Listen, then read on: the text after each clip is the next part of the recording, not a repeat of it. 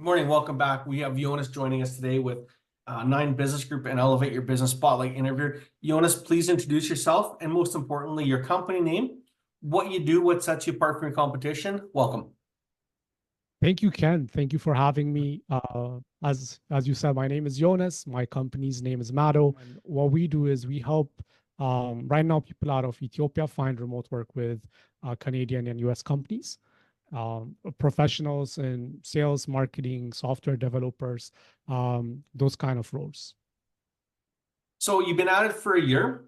What challenges have you faced? What is the biggest challenge you faced and how did you overcome it? What does it look like today?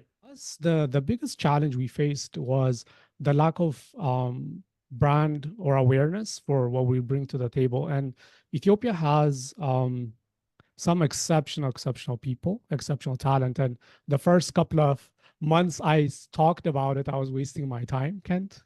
There was no talk is cheap. So I had to show what needed to be done. And so we started making video and we just started getting really good traction because people were just blown away. And first question, why is their English so good? I never expected this out of Ethiopia, and a lot of people have the same sentiment. So that was the biggest challenge, and that's how we're addressing it. We're making video content. Cool. Well done. So when you look ahead the next 90 days, what is the biggest challenge you face that you need to overcome to continue to grow your business? I think it would just be sales, right? We've been exploring different channels. I do feel like email is almost dead now, right? Like I even as a business owner don't check I don't go into my junk. And I should like typically like there might be something relevant, but I think with how automation has become, I think email is really struggling right now. Cold calling, we're trying it out, seeing if there's good potential. I don't like being called. And so I don't know how effective it is to the extent where, for example, when somebody calls me, I pick up the phone, I listen. And if nobody says anything, I close the phone and move on. Because what I realized is you don't connect they don't connect until they hear a voice. A normal human being goes, hello, is there somebody? And then, so if I'm doing this, then cold calling is suffering as well. Um, so to me, okay, how do we do this? And we've been leaning very heavily into social media and digital marketing and building a brand that way, just making a lot of videos. We're getting some inbound from that. But at the end of the day, I think building the brand is going to be the biggest challenge we have. And it will continue to be the challenge until we get past a certain point. I think it's a great challenge, and I'll pick that up probably when we move on to our next conversation. Sales is important. Lead gen is it's the lifeblood, right? It's our cash flow, it's our oxygen.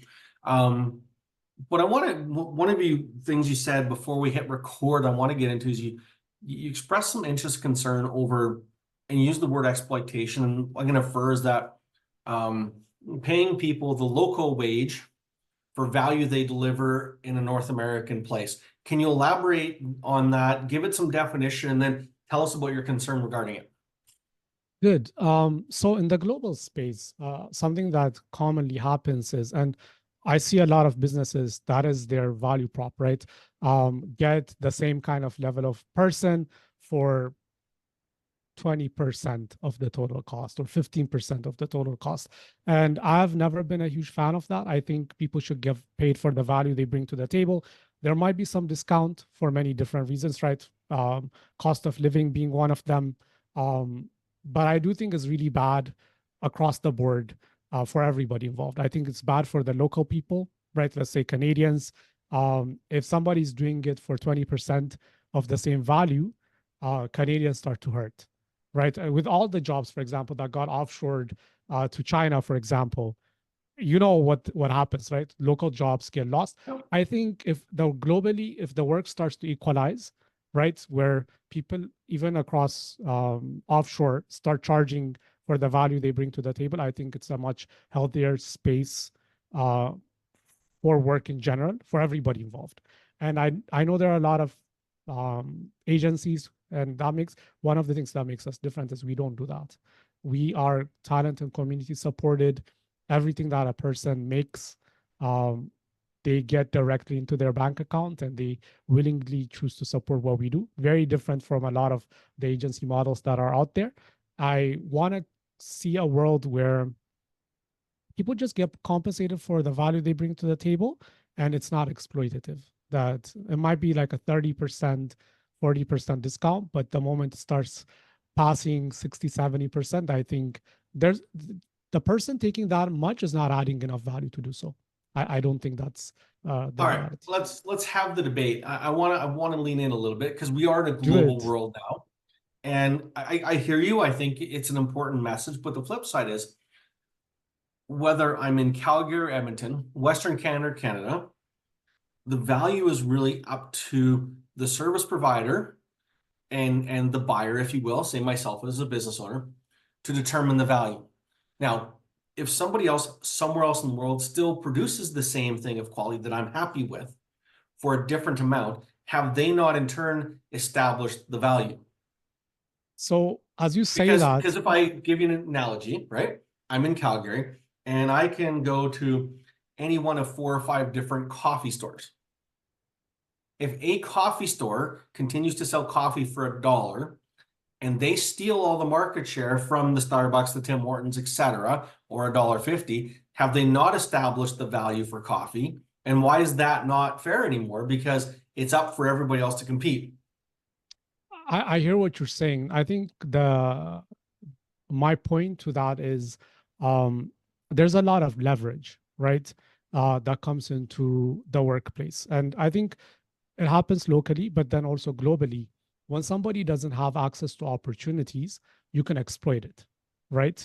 Um, that's essentially what can happen. Where a person, let's say, what they're doing is worth, if you in terms of work, it might be $20 locally, for example. But then because the other person doesn't have those opportunities, you can pay them $1 and they'll do it. It's better than what they have because locally, maybe they're only making 50 cents an hour, theoretically, right? You can say, hey, you're Right? only making 50, I'm going to pay you $1. It's not what the value of the work is. It's just you're exploiting the fact that they don't have Why is it better opportunities. exploitation? Why do you feel it's being exploited? And so, for example, we live in an international world. If I'm doing business with somebody else around the world, chances are they have the internet, which means they have access to the same knowledge and information I do. And isn't that how we built this wonderful free economy where people took an opportunity, they were able to sell themselves, they moved themselves up the food chain, and they continue to add value and increase their contribution? How can you say that in today's world we're exploiting them when they have free choice and they have more access to more information than ever before? So here's the thing, though. First of all, money, um, information is not as predominantly distributed as you think. For example, let's say I'm placing somebody, and this is a conversation I've had where their their current situation, for example, Ethiopia has had 15% inflation year on year for the last 10 years, Yeah, right?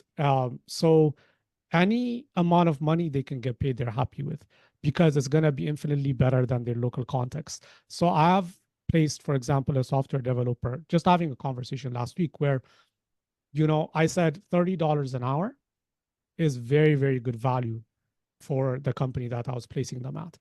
And because I know what the local market is, because I understand what software developers go for here, right? It's a lot more, yeah. especially for somebody with experience. And his perspective was, are you sure? I feel like this is too much. What if they say no? You know, I really want this job. It's better than anything I've seen in a long time. And that's where people come from. So when people are in a vulnerable state where everything around them is chaos, like hyperinflation, um, as a human being, it passes that point of like free market. Like from an ideal perspective, they have perfect information, they know how to negotiate, they can advocate for themselves, etc., etc. But in reality, if somebody has a gun to their head, eh, metaphorically, Yeah, right? yeah. If somebody has a gun to their head, they'll take what's given to them. So to me, I am placing myself in the middle and advocating on their behalf because I understand both sides. And I do think other agencies who are in similar situations, some of them are doing this, right? They're advocating based on the in the middle, but then some of them are taking, for example, they're charging $30, $40 on this side and paying somebody $5 on the other. So to me, that's exploitative. Like I don't, yes, you might say it's arbitrage, right? They identified a business opportunity, but I think there is a line where anybody nor like how in court they say what would a reasonable person do, right? Sometimes when there's no precedent, that's where we go. So to me, if I tell you that I'm charging $100 for this person and I'm paying them $5, it might be business, right? That's how business works. Like that's how the capitalist mindset is like, well, I'm able to do it, so why not? But then to me, I think from a human point of view, the pure capitalist sense of doing things doesn't sit right with me. No, it's great. Thank you. I do appreciate your insight and thank you for having the banter because I think it's important that one, in North America, we do have a lot of capitalists who will take advantage, but I think the flip side is it's not as many as you think. For some people, it is just business, but good for you for being the advocate that you are and being that person in the middle to help give people in Ethiopia choice. So what is the long-term vision for you and what you're doing? What is 5 years from now, 10 years from now, what does your company, Matto, look like? So I think the main goal I have is I want to make sure people that are really, really talented, the people that are exceptional, I want work to be inbound for them. I don't want them to ever have to go looking for work, and irrespective of where they are. So it's not. I'm not like we started in Ethiopia because I know there's a big need there, but we plan on expanding into Africa, different places. I want to do the same thing in Canada as well because I feel like the need is there, right? There are a lot of exceptional people, even for hiring companies. It's a horrible place now to when you're looking to hire, you don't know who's good, right? And people will talk your ear off. Like they will present themselves in a way where it's very difficult to tell who's a talker and who's a doer. And what we do, a lot of our vetting is actually word of mouth. We actually do background checks where we go into their previous companies, find their colleagues, find their hiring managers, and really ask the question. We don't just check the references they give you is like, of course they're gonna say good things about them. So we actually go to the source and once you start building out a network, it's actually amazing what you can do. Once you have a few people from the same org, you can vet anybody. And that's what I want to also build in Canada. I want to get to a place where if you come to Mado, you'll find somebody elite, and that's guaranteed. That is the goal I have 5, 10 years. I want Mado to be a massive, massive organization that takes care of people and also gives people, to your point earlier, if you have options, you can really bargain. And I think right now the power imbalance that exists is because the hiring companies with the money have a lot of power. I want to revert that. I want to make it so that exceptional people have power. If you have options, if I can create options for exceptional people, I can make it so that they can get their values worth and they can make a massive difference for themselves. That is a great definition of success. So most importantly, the shameless self-plug, who's your ideal local company, right? Who's here currently in Western Canada and North America that you want to work with, and how can they find you if they're looking for good quality people at a fair, reasonable rate from Ethiopia? Good. So right now, we've done some work with startups, right? I think typically any company that has a strategy for offshore remote workers, we're always happy to work with. Mostly, we've been working with startups and agencies. Marketing agencies, especially, seem to love us. So those are the typical companies that we're working with right now. If LinkedIn is a very good place to reach out to me. I'm very active. I respond very quickly, and I can personally help anybody who's looking. Um, yeah, Fantastic. Thank you very much, Jonas. Keep up the good work. We're looking forward to hearing the rest of your story as the days and months go on. I appreciate that. Thank you, Kent. All the best. You're welcome.